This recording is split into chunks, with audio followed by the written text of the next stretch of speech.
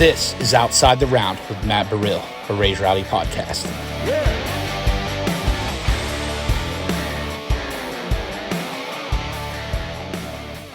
Dude, this year's been like a huge year for sobriety. Like everybody, Nicky T stopped drinking, right? Did he? He did. He Okay. did. He did. Honestly, swear to God. What does he shotgun now? He shotguns actually high rises. We drank at the high rises, you know, that Yeah. they have here at Sony, dude. Heck yeah. So how the heck have you been doing, brother? It's Dude. been probably about a year since we last saw you. Yep. It was down in Rome, Georgia at Peaches, the luxurious establishment. R.I.P. That place doesn't exist anymore. By the way. What? It closed. Yeah. No way. I was just in Rome for a wedding, and Nick and I were like, "Let's go to Peaches," and then we went to go, and it's like all boarded up and shit. I hate that, man. I hate that. I've heard about a handful of venues this like last year that we kind of cut our teeth playing that I love, you know, and yeah, it's just sad to hear when things go under like that. But Yeah. sometimes it's out of their control. You know, Yeah. sometimes they maybe they didn't handle stuff the way they should have, or sometimes it's just like, look, we don't own the spot, and the landlord's Yeah. sold to some big developer, and those are the heartbreaking ones, you know. Yeah. But it's sad. I didn't know that. Yeah, I just found it out, and all that. But you've been this in the past year since we last saw you. Life's been pretty crazy, bro. It's been good, man. It's been really good. It's things have grown fast, but also feel like I'm sure from the outside it looks like it's gone fast because it always does when you're. But on the inside, it's always like, what can we be doing to accelerate? What can we be doing to capitalize on momentum? So it's like this crazy back and forth of acknowledging what's already happened and really being grateful for what we have, but also like, okay, how do we keep pushing? How do we keep evolving? How do we keep, finding success and selling more tickets and getting bigger songs? And how do we keep doing that? And yeah, it's a balancing act trying to find the middle ground. Yeah, now you've gotten to go out on tour with all kinds of people. You've gotten to do like arenas, sheds, big festivals. I remember Insane, first dude. time I met you was at Live Oak. Yeah. At the Whale Tail, one of our Whale Tail tables. On Shout out to our 420. boy- On 420, I remember. bro. I will had to- never forget. I had to go Yeah. up there and confiscate something from that final round. All them Texas boys. I told them, "Hey guys, you can do it out front, but they're like, we're gonna do it on stage." Pecos, Colby, all the boys, dude. Yeah, Pecos, Colby, and Dylan, and that was in 2021. Yeah. And that wasn't your first time coming to Nashville. You spent a stint living here. Like you had a whole chapter before, like early Yeah. on when Nicky and like you've kind of been in the Raise Rowdy family since before all of that. Dude, Like 2018 is when I crossed paths with Nick and Raise Rowdy. I remember seeing the hat, you know, the logo, the microphone, and somebody gave me a hat at a show in Pennsylvania. It was Nick. Like he was just out working the show himself and kind of just boots on the ground, trying to get the brand off the ground. And I was playing a show at some tiny club opening for Steve Mokler. oh wow, Yeah, in 2018. But yeah, I was living in Nashville at the time when I went on tour with him, and that was my last year in town, was 2018. And then we moved 2019 to Texas. But yeah, I lived here I would say on and off. I've had a really crazy, like winding, story with Tennessee. I moved out here when I was 17. Did the whole, have no money, sleep in your truck, crash on buddies' couches, like didn't have an address here. I did that for a year and a half. And then I got to go back to Oklahoma State, go to college for a bit. love Stillwater, Dude, one of my favorite what a places. great Shout out town. to Carrie and the crew at Tumbleweed. I love Dude, yes, talk about Carrie cool at Tumbleweed is venues, yeah. bro. I love Stillwater. Tumbleweed is where, first off, I have a song called Tumbleweed. Yeah, because one of my of favorites. that place, dude. Yep. That's because of that place. But secondly, that's where my wife and I used to go two-step. They used to do like a no way. $5 night.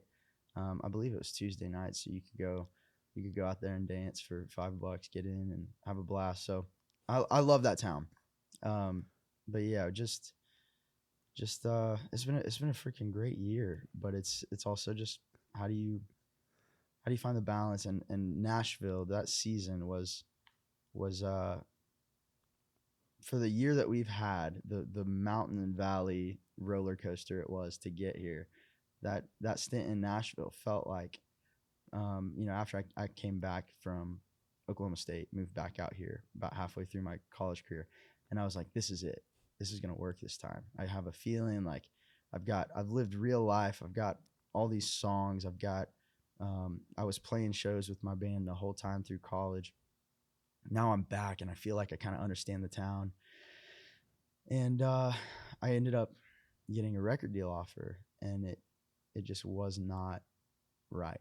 It was super reputable company, super reputable people involved, and probably would have worked, like by all accounts. I mean, it had all the recipes of being successful, and it just, when it got down to the music, it was like I kind of had this more Eagles-ish vision for it, and I think that everybody else is more excited about more of like a Rascal Flatts version of this. And I I grew up listening to that stuff, but in Yeah. terms of like what I think I'm good at, it was more rock and roll and less pop. Ahead of its time, because where the scene is now, as 100%. you're seeing, yeah. 100%. Like this rock country thing it's this is not news to me. This is what I've been doing for years and years. And thankfully it's like what we have been doing is finally there's a lane that makes it like popular and accepted on a big scale. But yeah, I mean just there was so many almosts in my life in Nashville. And then I ended up saying respectfully, I'm not your guy for this thing, and walked away from that deal, and then got a publishing deal, started writing songs for other people, had some hits with William Clark Green, had some like Texas number ones, and was kind of had things rolling, but I just wasn't fulfilled. I didn't love writing songs for other people. I wanted to be singing the songs live, right? Yeah. And I was watching guys I was writing with, William Clark Green, sold out shows, and writing with Brandon Jenkins and watching him sing those songs that we'd written, and been like, man, I want to be that. And so I got dropped for my pub deal, and I was like, well, the only thing that was keeping me in Nashville at that point was I wanted to learn how to craft songs, which I had done, and I had this contract, and now the contract was gone. And since I had already accomplished my goal, it was like it was time to move to Texas and raise my kids around grandparents and aunts and uncles.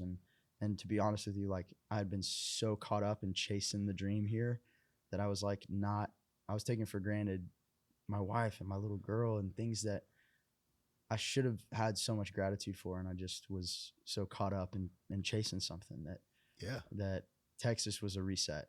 And then when we got there, another long winding story, but went to work for a pavement company, and against all odds released some music that exploded. And now I spend some time here, but I'm doing it from Texas. And Dude, if it ain't broke, Dude, the fact that you get to at such a great position to be in, and there's guys and girls that eventually, a lot of folks that live in bordering states to here, that a lot of the Georgia guys live back in Georgia and then come to town when they need to. So the fact that you're able to do that and give your kids and your wife like that experience of living where you want to live out in red dirt country that's amazing. Yeah, it's a blessing, man. And Georgia's a little shorter drive than Texas. Yeah, that's what I'm saying. That's what I'm saying. There's guys that they get to do that, but like there is such a movement of Texas in Nashville and Oklahoma in Nashville right now that there wasn't when you first came out here and when you first stepped up to the plate that first time coming out here and living out here. That is now it's amazing what a difference a few years can make. It's cool, man. For the last few years, I go to Casey Donahue's Boots on the Beach thing in Mexico, where it's like last year on the week I was there, it was me and Pat Green and Randy Rogers and Wade Bowen and Josh Abbott and Casey, and there are just so many great Texas artists out there, and they were talking to me about my career, and I always I'm looking for wisdom from those guys because they've done so many really cool things that I look up to them in a lot of ways. And so, but they were really just like, dude, you're going to be able to do what the industry didn't allow you know, like the timing is perfect for somebody like you or like Parker or like Kojo to be able to start it here, build a loyal fan base, and then launch and do it on a massive scale. And so it's been cool to have those legends of that scene in my corner, and it is cool to see what Parker's done. We're on tour with Parker McCollum right now. How's that been going, bro? It's awesome, man. You know, that's your boy from like back in the day. Y'all came up in the clubs together. Man. It's really cool to see, like, you know, first time I heard about Parker, I mean, it was so long ago, and to see how far he's come and how big he's built this thing. And then for it to come full circle and for us to be back on tour together. And I don't know, it's just cool. It's inspiring because he's kept, much like us, he's kept a lot of the same original crew of the guys that were in the van or the guys that are selling out arenas now. And it's just inspiring, the culture that he's created. And, you know, he's a live band, which is increasingly rare, man. Like it's increasingly rare for when you go to a show that every sound that you hear is coming from a dude that's playing that sound on his instrument. Like that, I know that sounds crazy, but that is a lost art in a lot of ways.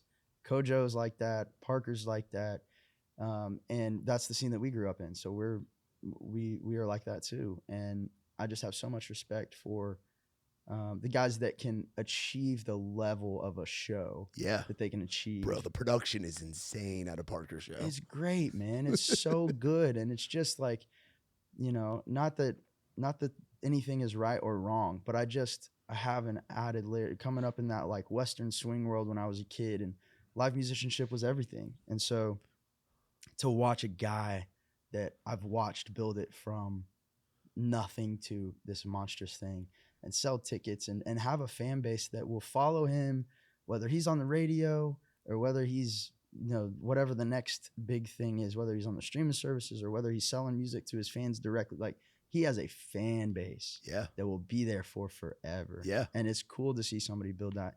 And it's it's inspiring. That's what we're building now, and that's the goal.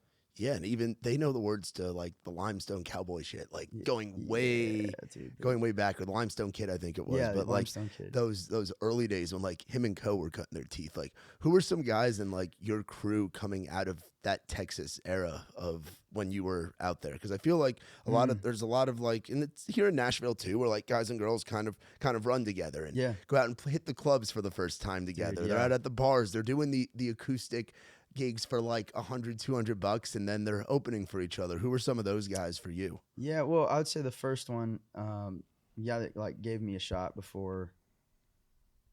There's a couple people that really gave me a shot before I deserved one. And one was Colby Cooper. He had a thing going that was larger than life, and I had nothing going on, and he let me open some shows. I had written some songs for him, and like he had cut some of my songs that that made me aware of him. And then he was like, "Hey, dude, you should come out and open some shows." So I did. Basement East here in Nashville. We were at that show. My first Nashville show ever. I was opening for Colby. Yeah. And then the next time we came back, we headlined that place and sold it out. And the next time we came back, we did the Brooklyn Bowl and it sold out. Like, he gave me a chance in Texas especially, but also, you know, here in Nashville. And we're at the same publishing company, but I've known that kid since he was 18 years old, and he gave me some cool opportunities. And same with Parker. Parker gave me some opportunities well before I deserved them. Just taking a chance on a guy that he thought was talented, that didn't necessarily have the track record or the ticket sales that would make sense. But he's like, I think this guy's good, and give him a shot. But the guys that I would say I've come up with, the bands that I cross paths with, one of them that is I'm so freaking excited to see these guys blowing up the way that they are, is Treaty Oak Revival. Bro, I saw them for the first time like 2 weeks ago at Bowls, Bands, and Barrels out in Lexington, Kentucky, opening for another Okie Wyatt Flores. Yeah. And dude, the crowd for a Treaty Oak crowd, was like, this reminds me of when I was out with the Muscadine guys opening for Co in the clubs in Texas when Co was at that level. It's like there's just this energy. It's like this force coming at you for 45 to 60 minutes. Dude, those guys are great. And the first time obviously our music is different, but also it's like the scene that we came up in is very it was the same scene. Yeah. And you have to, in order to have success in those scenes, you have to have a certain DNA. And the music can sound however the music sounds, but if you don't have that DNA, then the fans down there, they're not going to buy in. And I don't really know, nobody can really put the finger on what it is, but you know, Josh Malloy has it, Treaty Oak has it, Co has it, Parker has it. I mean, if you can sell tickets down there, then you've got whatever that thing is. And I remember they played right before us at LJT Fest, and that was really my first like interaction with those guys.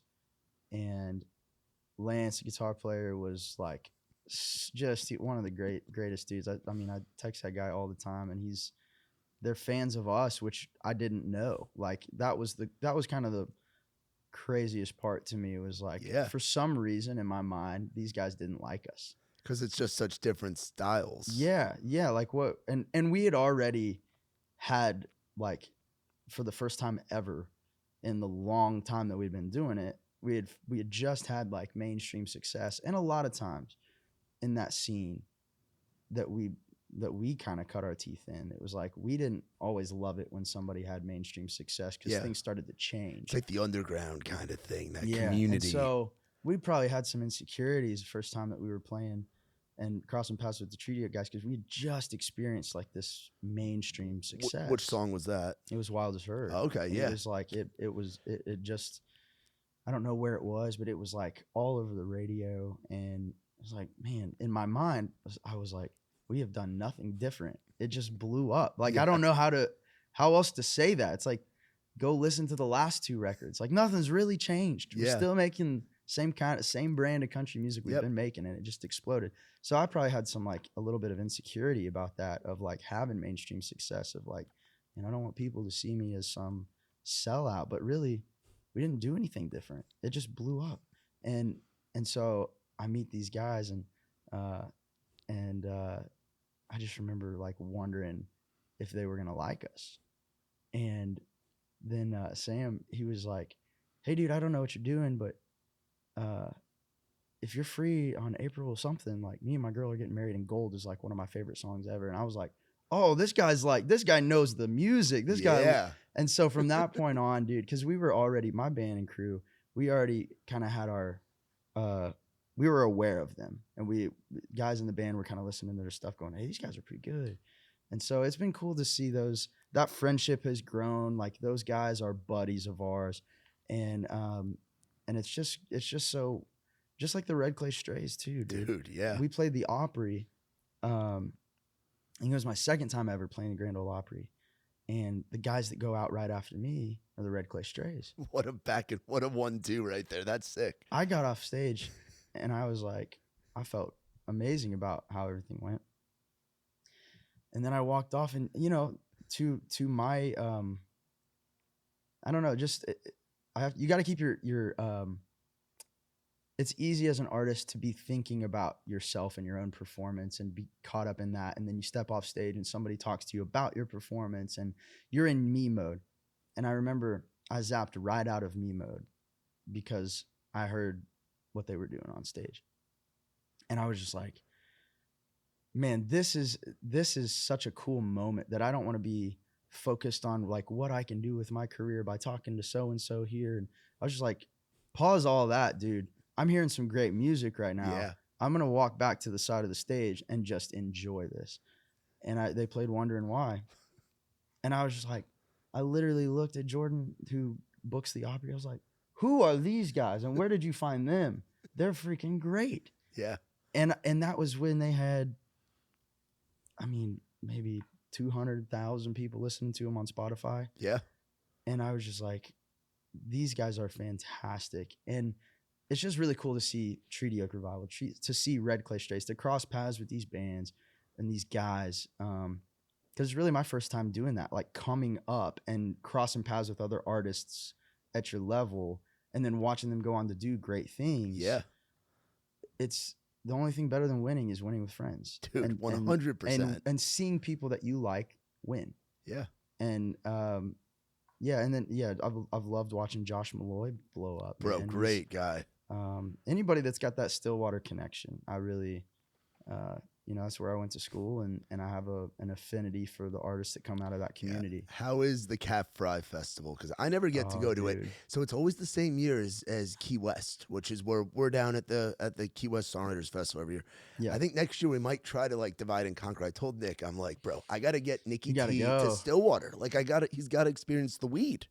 Like there's just Fry is insane. I want to see it because Carrie has told me about it so many times. Like, bro, whenever you want to come out, come on out, and it just looks like a blast. It's a muddy mess. That's Raised Rowdy. That's us. You would fit right in. We would love that. Yeah, we would go.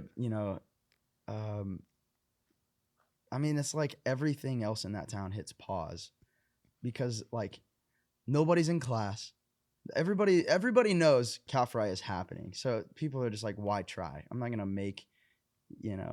to try to force kids to go to class or force kids. Like everybody's just like, oh, it's Cal Fry. Nobody's going to be here, and they're all out in the middle of this muddy parking lot in the middle of nowhere where the tumbleweed is, day drinking. And then they go into this great festival with this killer lineup, man. And I have so many like cool memories of just attending Cal Fry and, seeing Turnpike play it, and it's just a fond memory. And I've played College Days, and I don't think I have played Cal Fry. Really? No, we played College Days, which is the same. I take that back. I've played Cal Fry once. It was really early on.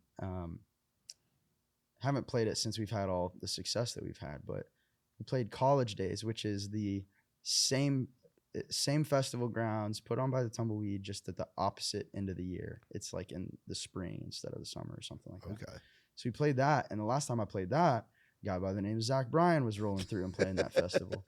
And another Okie boy, dude. Yeah, dude. So I just love seeing all these Oklahoma kids win, and there's really something special going on there right now, like you said, about the Texas-Oklahoma scene, that it's just the perfect timing. It's like, this art has been there. Yeah.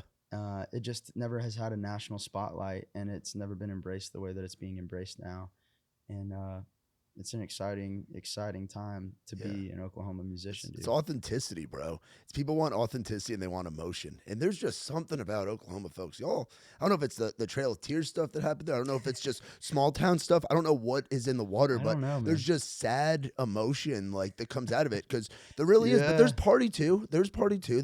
You have like ragweed and like that kind of stuff, like where there is that upbeat, but like you look like you have some songs that sing about some serious topics. Wyatt Flores, Zach Bryan, obviously Turnpike. Like there's just something where you guys just say it like it is. Yeah. Like you tell your stories. All this, they're like storybooks. They really are. Well, and I also really appreciate that it doesn't all sound the same too. Like I think Josh Malloy has a really different vibe. I think there's guys that I looked up to in the Tulsa scene coming up. Ben Rector. Yeah. Oh, dude. He's a great songwriter, man, and he could not be more different than all the guys that I just mentioned. But there's something artistically in that spot that great songwriters, John Moreland. Yeah. Like there's some great songwriters coming out, and John Fulbright and J.R. Carroll, like Caitlin Butts. Like I knew Caitlin in high school. Yeah, dude. I didn't even know she played music. And like one day I just heard that Caitlin had a song that was with Flatland, and I was like, what? Caitlin, like the girl that we went to high school parties with that was like went to the school over there? Yeah, that Caitlin. No way. And she's freaking great. Like there's just so many cool things. There's a band right now in Tulsa called Wildorado. Okay. And they're a rock band. They've played some shows with like Dawes and Kings of Leon, and they're just a great vibe, man. And I'm big fans of them. And here's the other thing is like a lot of times when you hear people talk about where they're from and the music scene there, they're like, oh, it's better than everywhere else. That's not what I'm saying. There's some great art. There's some fantastic art coming out of there. But what I'm saying is I think it's important for people from the areas that they're from to champion the areas that they're from. Yeah, absolutely. Like I think it's important for the Muscadine guys to be championing, the guys that they believe in that are next in that scene, or paying tribute to the guys that paved the way for them in that scene. Yeah. And that's all I'm saying is like, I'm not sitting here saying that like all these people are greater than anybody in Georgia or anybody in wherever. I'm just saying I'm proud to see the quality of art that's coming out of the place that that I'm from. It's really cool. It's really cool to Amen. watch. Amen. So what's living back in Oklahoma like? How many kids you got now? Like what's the family dynamic? So What's the Kent household like yeah, right now? so I married a Texan, which Okay. means I live in Texas. If you're in Oklahoma, dude, you marry a Texan, you know how it's about to happen. Okay. But I live in Salina, Texas, so it's like in between Dallas and Sherman, Texas, on Nice. right off the highway, and it's great, man. We got 3 kids, and my oldest girl. Actually, my family's with me here in Tennessee right now. Oh, awesome. I had some business to handle out here, but my oldest girl turned 6 yesterday. Oh, awesome. So I was like, That's well, I'm great. not missing that. What'd you guys do? Here. So we went to the zoo. We woke up. We went to the pancake pantry. Oh, classic. She loves pancakes, and then we went to the Nashville Zoo and walked around, and it was awesome. And then I had to go to work for a bit. I had to play the iHeartRadio Summit, which was a really cool event. And then immediately after that, I hightailed it over to this Italian spot downtown, right off Broadway, Trattoria Il Mulino. Yeah, good stuff. Which is like the horrible white boy way to pronounce that, I'm sure. My wife's Italian. She's probably cringing at how I just said that. But we had dinner reservations there, and just my wife took my little girl out and said, for your birthday, what we're going to do is you're going to get to pick out your outfit, and we're going on a date with Dad. So we got to, the other 2 kids stayed at home so that we could have intentional, like really good time with my oldest daughter. That's great. And I walked in and I walked down the stairs, and there's my wife and my little girl are sitting at the bar having a Shirley Temple. And it was like, dude, that she's just growing up, man. And it's just real life is hitting me. And it was like, I don't get emotional about much, but man, just seeing my little girl all dressed up, and it's like, God, life is coming for me. Like, it's not slowing down. It's happening, man. But I'm just so grateful, man, that I thought about this the other day. Like, I've lived the life where you're paycheck to paycheck, and I've lived the life where you're like, man, how are we going to make this work? We can't let the kids know. Like, I've lived a real and full life, and it makes the lows make the highs higher. You know what I mean? Yeah. Like, when I die, I'm going to be like, I lived the full experience. Like, amen, bro. 100%. I lived the human experience, and I wrote songs about it, and I traveled the world, and I've had the hard times, and I've had the good times, and I've been in love, and I'm just grateful for the path that I'm on, and I'm grateful that I didn't hit pause on real life for my dream, because it is entirely possible to do both things. It's very hard, but it's like the fulfillment level is so much greater being able to go after that. Like, for me, just being a dad, being a husband, like that was 2 really important things to me that I didn't know if they would ever happen. And the fact that, like, they did, and on top of that, music is going well, dude. It's just like, dude, in this life, it's tough to have that. Like, I just started, I'm about a year into probably the most serious relationship in my life. It's going great. Right on. Good for you. She's a few years older than I am, had been married, and has a little 5-year-old girl. And being around a little girl has changed my whole outlook on everything. And there is something like, there's something fun about going to the trampoline park and watching a bunch of kids jump around on a Saturday, Like, I just think it's perspective, man. Like, you have like a human, to me, this is what I say. I have like a human clock. Yeah. I like, my kids growing shows me how fast time is going. Outside of that, it just every year kind of felt the same, and it's not a bad thing. Like, I had some of the greatest years of my life, but this makes everything feel more meaningful. Like, I take my days more seriously. I weigh my options more seriously, because when I say yes to this, it means I say no to this. And I'm watching 6 of the 18 summers I get with this little girl are already gone. How crazy is that? Like, it's a third, and it felt like she was born yesterday. Sound like a freaking old man right now, but it's the reality. When you're in it, it starts to feel that way. People can try to prepare you all you want, but little girls will change you, dude. So I believe you 100%. It's great, man. It's the greatest, most fulfilling thing, but it's hard, and music makes it a lot harder. Yeah, they go out on the road with you quite a bit. We're working on it. Okay. my goal is to have, we just really got to our first bus. Bro, and I remember the red van parked outside. Rooster, baby. Rooster parked outside Rooster. the spot, having a cigar on the balcony with you, Kurt, and Nikki T, and some of your guys, and you being like, "Yeah, that van right there," and telling that story, Hell like yeah. about that van and how many miles it's gone, and you guys went to war in that thing, like Yep. going all over the place and grinding. So now to be in a bus, how Yeah. does that feel, bro? Because I know what it's Dude. like to go from a van to a bus. Like, It's amazing. big deal. It's a life changer. It's a lifestyle changer. You get, really the biggest thing for me is you get sleep. Yes. Like that's it. Yeah. For years and years we rolled around, we didn't get any sleep. And then I'd get home and I have little babies and I definitely didn't get any sleep at home. So it's just like, complete and utter survival mode for years and years and years. And it was only fitting that, we had our first big #1 hit, platinum single, and we celebrated and got right back in the red van that had taken us all I that remember way that post, bro. and drove Yeah. home, and drove home to Mother's Day, where it's like Mother's Day is Mom's day off. So have a #1 hit, humble yourself, get back in the red van that got you there, get home, humble yourself because you got the kids, Mom's chilling, and it was great, man. It's just the Rooster, man. First off, that thing is like a part of my country music history, like for forever. Yeah. That van. I have so many memories. The band and I have so many memories in that van. And but honestly, like, we had a lot of opportunities to get out of the van and go to a bus, and we just kept putting it off. We were like, listen, do we want to, bring home a little more, or do we want to live a little better? And at every turn we were like, you know what, we can do without the van, or we can do without the bus. Let's take some more money home. Let's keep grinding. Let's keep our head down. Let's keep the overhead low. Let's keep building as fast as we can. And that's a huge credit to the band too. But to have a bus now, it's like when we set foot on that first bus, it was because we couldn't do the tour without a bus. Yeah.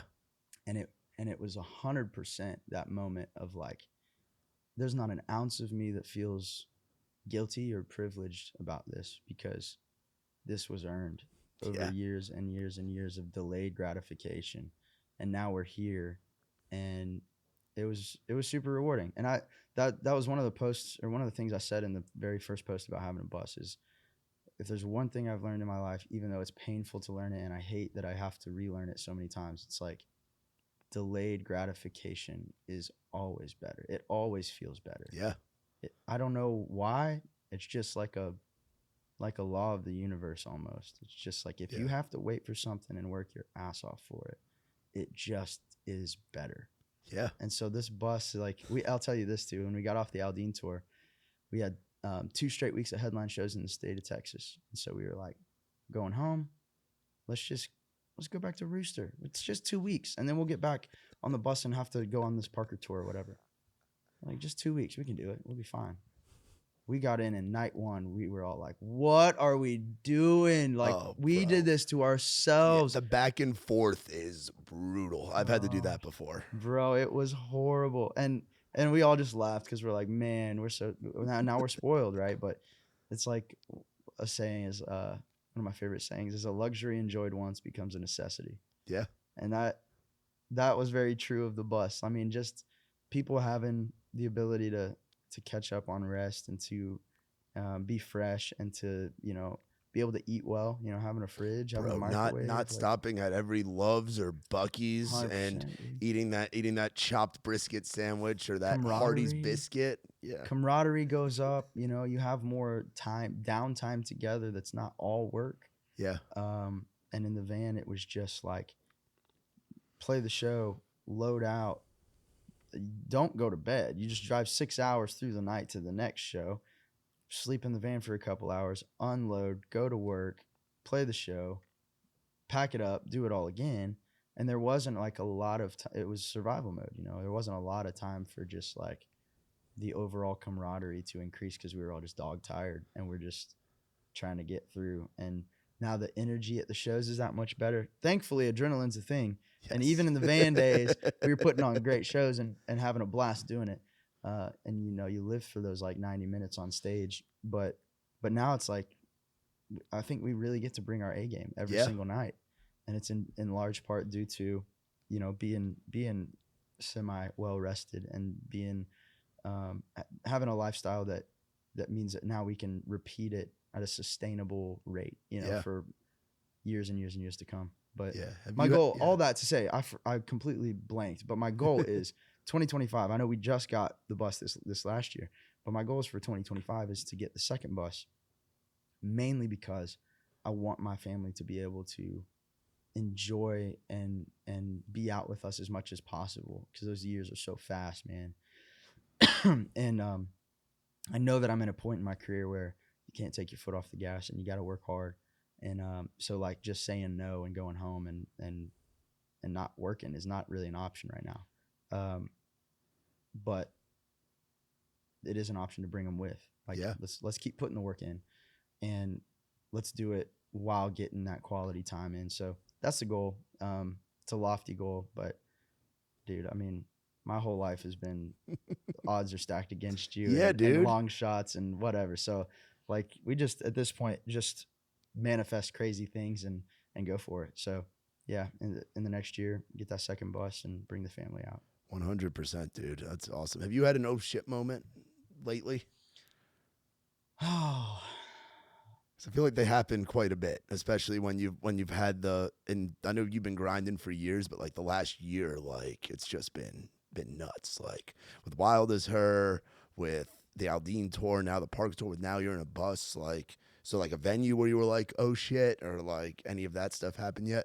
yeah, definitely. I would say it's more of a moment than like an accomplishment. But we played this thing in Augusta, Georgia, where it was a radio station thing where they had 6, 7, 8 artists out. Or one of the guitar pull things, Guitar like a pull. writer's round almost. Yeah. And I was sitting there on stage with let me see if I can remember everybody. It was me, Brett Young, Lady A, Scotty McCreery, Megan Maroney, Jake Owen. I believe that was it. If I'm forgetting somebody, I'm sorry. I'm doing my best here. But just looking down the line and going like, oh my gosh, like these are the people I've heard these guys on the radio for years and years and years, and like I could sing you 5 songs by each of these people because they're drilled into my mind. They're just part of the last 10, 15 years of my life because I've just heard them that much. Yeah. And here I am sitting on stage swapping songs with this, and there was a moment where I played this song called Once or Twice, which is not by any means a hit. Like it's a deep cut, but it's my story. It's a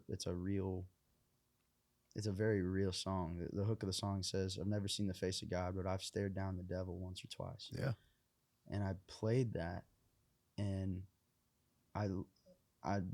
the crowd went crazy, but also like Charles from Lady A and Jake Owen, these guys like stood up and just like I mean, it was like a standing O, but it was like more than that because it was a nod of approval from guys that have done it at a massive level, that are just like, it's like being accepted into manhood by a bunch of men. They're like, Yeah. You're one of us now. It was just like that moment of like, oh shoot, man, I'm up here with nothing but me and my guitar And a deep cut. And That's a a deep testament cut. to your songwriting. and a deep cut song.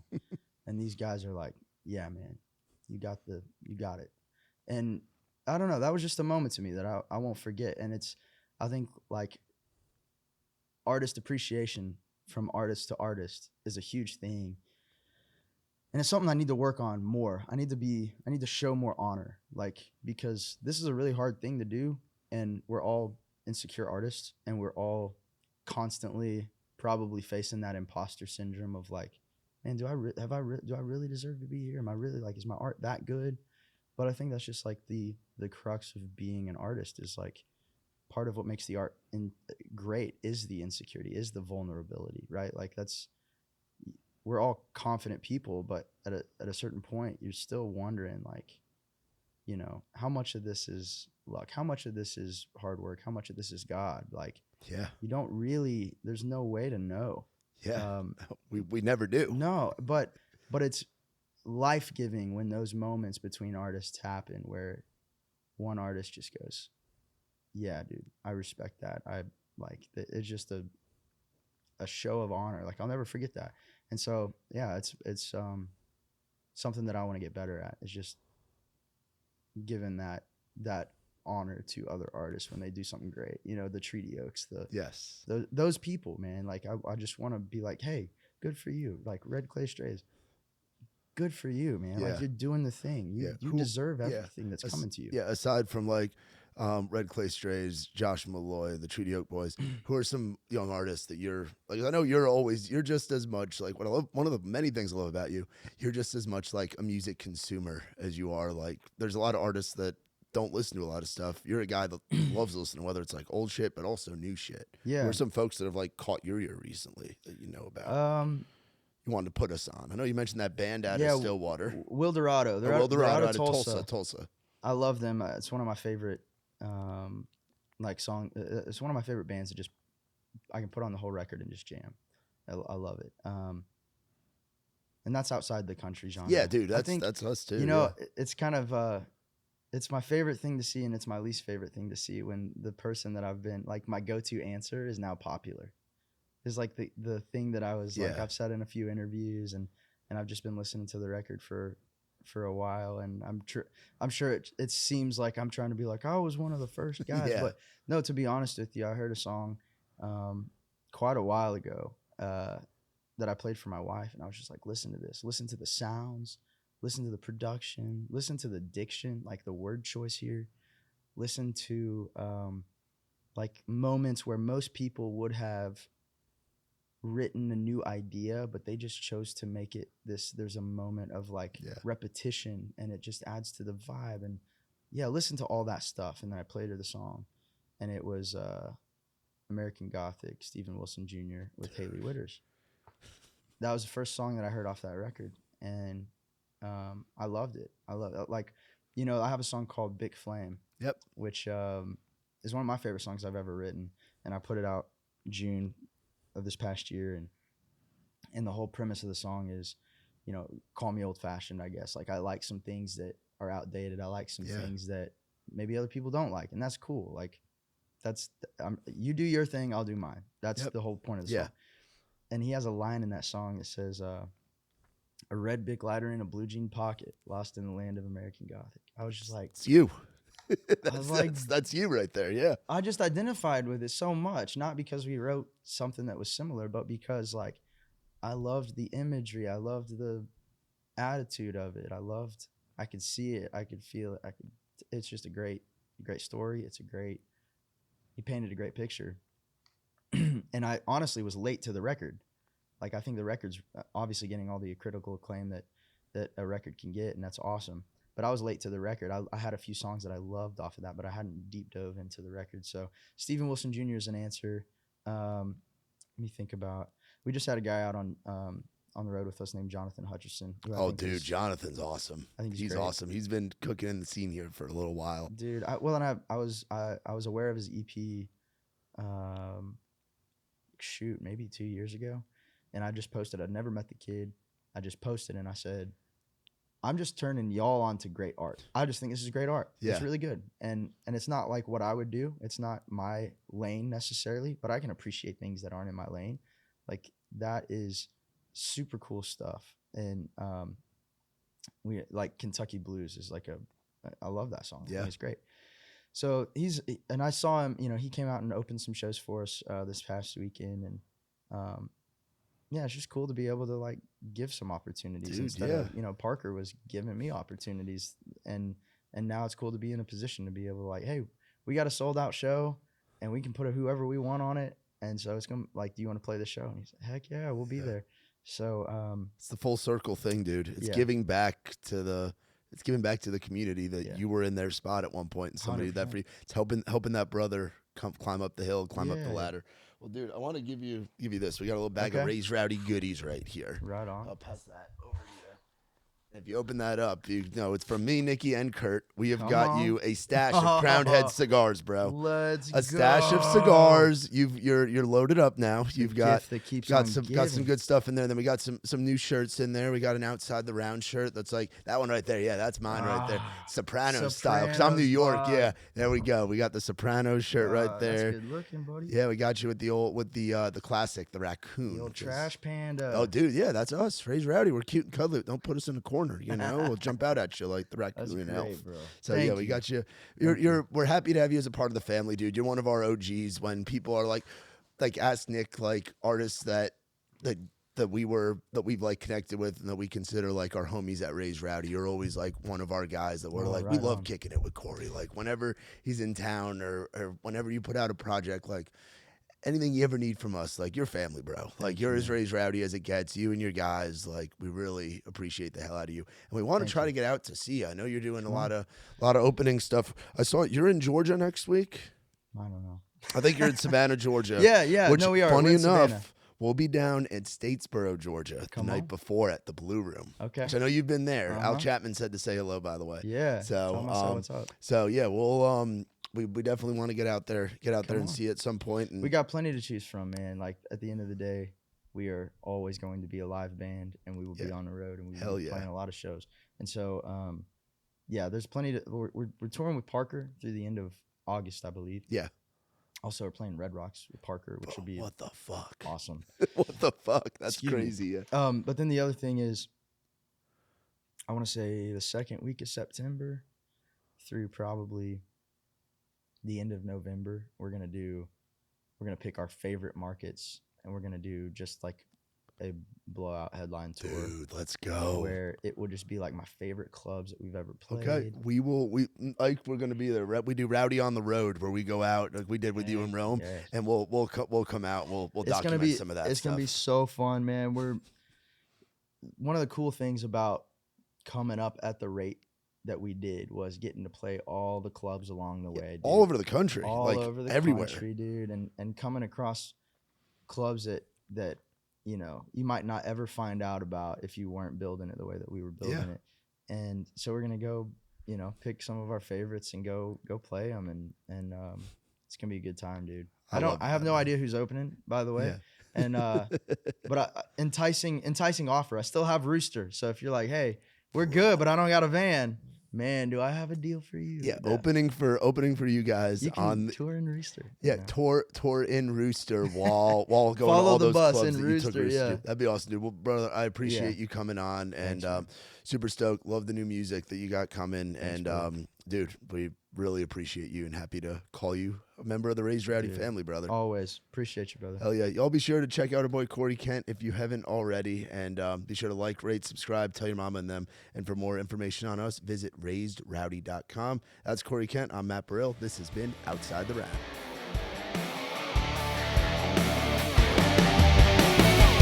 I ain't never been the kind for staying in one place for too long. I ain't never been the best at saying I love you to a girl I love. Only got a couple tricks on my sleeve. They usually just make 'em leave.